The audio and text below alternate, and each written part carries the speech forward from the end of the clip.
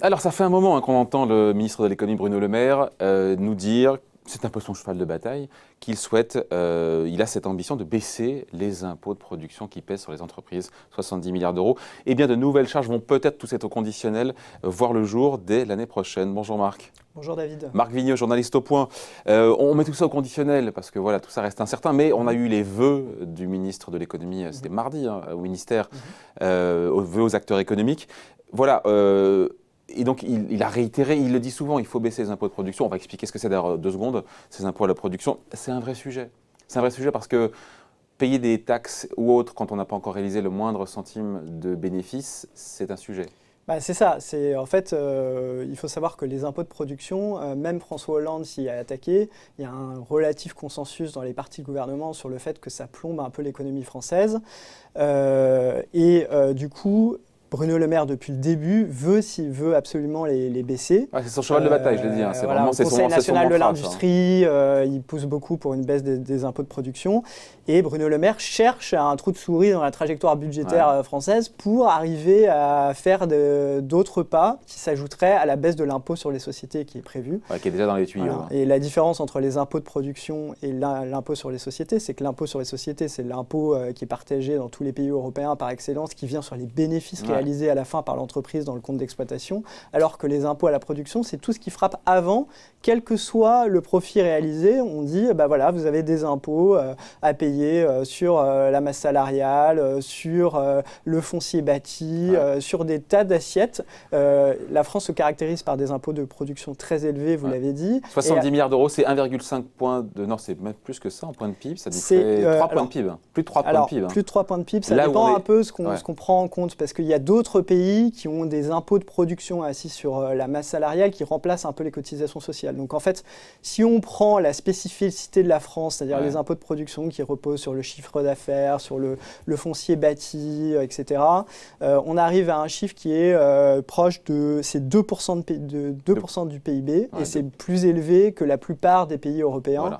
Et donc, voilà. Et ça a des effets délétères. C'est un peu un boulet au pied, ou c'est partisan de dire ça, ou c'est trop pro-business de dire ça, ou c'est la réalité? Non, il y a eu une note du Conseil d'analyse économique qui est sortie il n'y a pas si longtemps, qui a été écrite notamment par Philippe Martin, qui est un économiste proche qui vient souvent nous voir ici. d'Emmanuel Macron. Il a parlé de la nocivité, notamment de la C3S. Voilà, alors la contribution sociale des entreprises.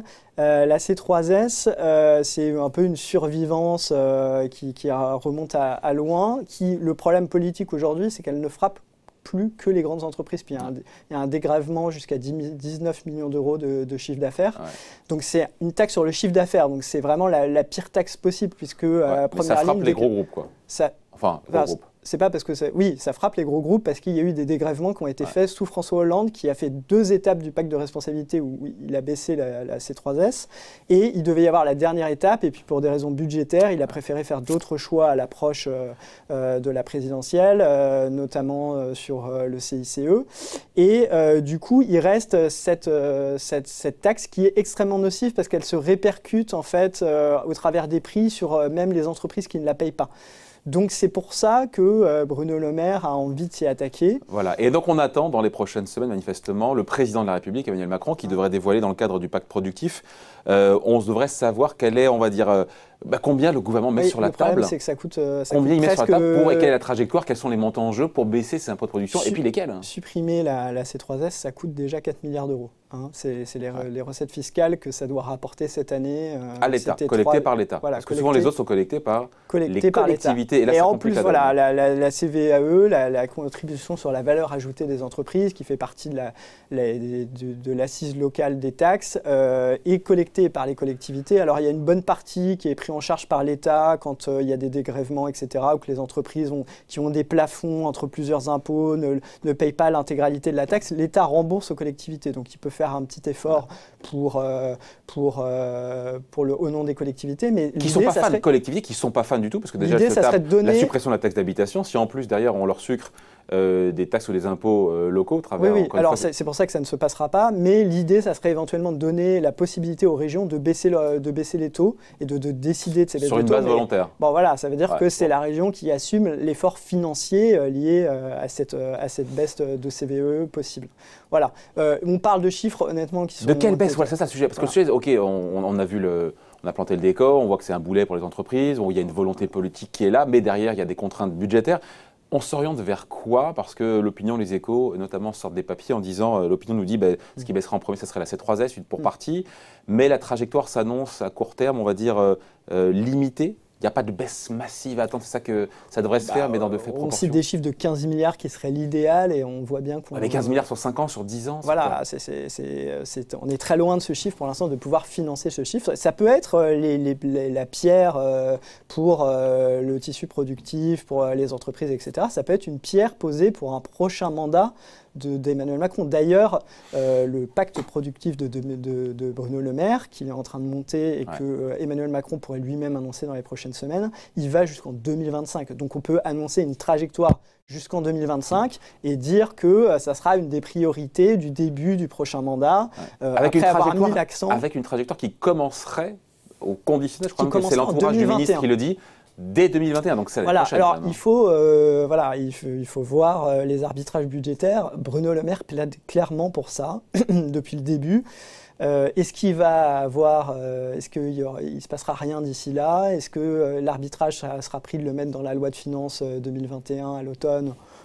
C'est pas encore certain, et donc il y a beaucoup de choses à considérer. Tout dépend des économies qui peuvent être faites dans le budget 2021 aussi. Enfin, il faut gager les baisses d'impôts par des économies en dépenses, et on voit bien que les économies en dépenses sont de plus en plus difficiles à réaliser. Et d'ailleurs, pourquoi en partie, je pense, Emmanuel Macron, pour l'instant, et son gouvernement s'accrochent à l'idée qu'il faut rééquilibrer à tout prix le système des retraites d'ici 2027, en commençant par 2022, c'est qu'en 2022, il y a quand même des économies importantes qui sont programmées dans la trajectoire budgétaire qui a déjà été beaucoup assouplie.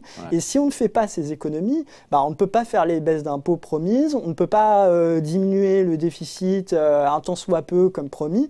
Et donc, il va falloir trouver ces économies. Et donc, la première étape de l'âge pivot, c'est-à-dire reculer de 4 mois, vous savez, l'âge de départ, aujourd'hui l'âge légal c'est 62 ans, reculer de 4 mois l'âge pivot dès 2022, ça fait déjà des premières économies dès la première année. Donc il faut quand même... c'est pas acté ça encore. C'est pas acté. Mais il faut quand même trouver des économies, ou alors on laisse le déficit partir. On sait que ce n'est pas le cœur de la politique économique d'Emmanuel Macron, mais qui a déjà dû donner de l'argent, enfin lâcher un peu du lest pendant la crise des Gilets jaunes, etc. Il y a une réduction des déficits qui est beaucoup moins importante que prévu. Il y a une dette qui est quand même tangente avec la reprise de la dette de la SNCF, pour parfois de bonnes raisons, mais il y a une dette qui tangente 100% du PIB, et à Bercy, c'est assez symbolique, on ne veut pas franchir cette limite à la fin de l'année en tout cas, parce que parfois il y a des variations trimestrielles, on dit que la dette a franchi 100% du PIB, mais à la fin de l'année ça ne devrait pas être le cas. Donc il y a plein d'impératifs qui font que, avant de baisser les impôts sur la production, il faudra vérifier, à mon avis, à moins de lâcher sur la réduction du déficit et la dette, il faudra bien vérifier qu'on arrive à tout financer. Et donc c'est quelles économies d'ici 2022 sachant qu'il y en a plus pour l'instant de programmés que les années précédentes. Donc il n'y a pas de choc, on finit là-dessus, Marc, il n'y a pas de choc fiscal à attendre en soutien aux entreprises. Tout dépend de ce qu'on appelle un choc, mais s'il y a une première étape de baisse de la C3S en 2021, c'est déjà pas mal. C'est sûr qu'on ne rééditera pas le CICE, les 20 milliards de CICE que François Hollande. De ce point de vue-là, François Hollande avait fait beaucoup pour le tissu productif. Et d'ailleurs, les économistes se demandent comment la croissance française crée autant d'emplois par rapport à la croissance, au niveau de croissance actuelle. Et c'est sans doute à chercher. Les évaluations ne sont pas encore disponibles sur les dernières années du CICE. Les premières années, on disait que ça n'avait pas créé beaucoup d'emplois.